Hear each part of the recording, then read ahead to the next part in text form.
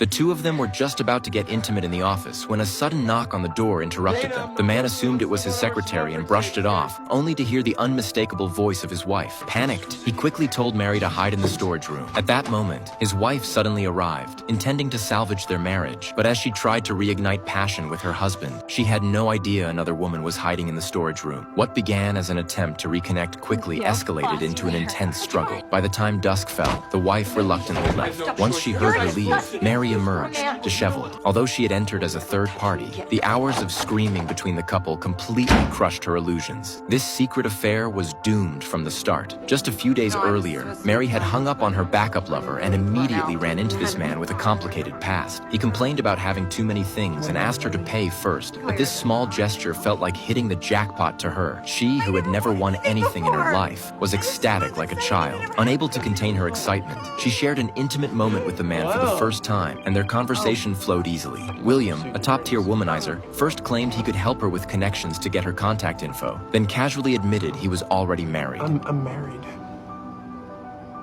I don't do this. You don't do what? You don't help struggling singers? Not hot yoga instructing singers.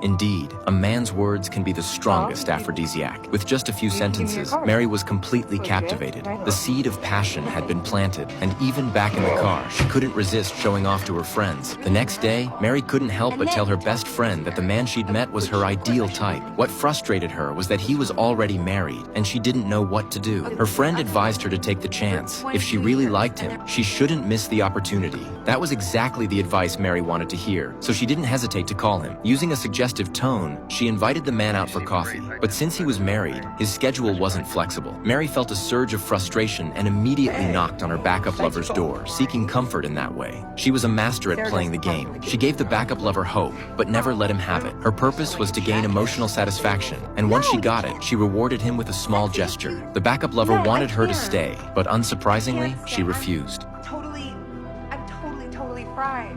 Is that okay? Yeah.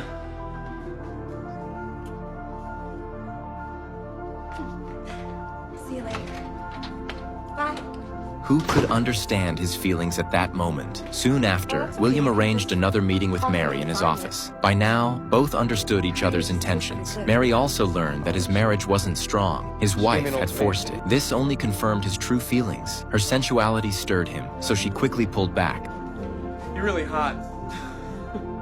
I am obviously attracted to you. So I think the best I can do is eventually find this piece of paper and call you and...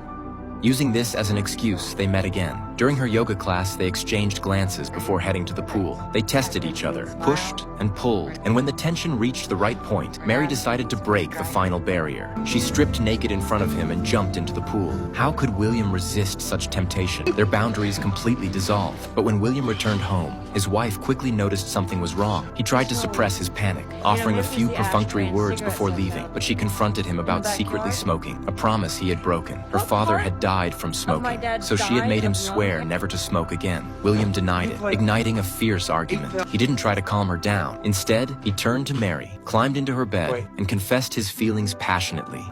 I'm so into you. Seriously, I've never felt like this before. I have to actively stop my brain from thinking about you. Like all the time.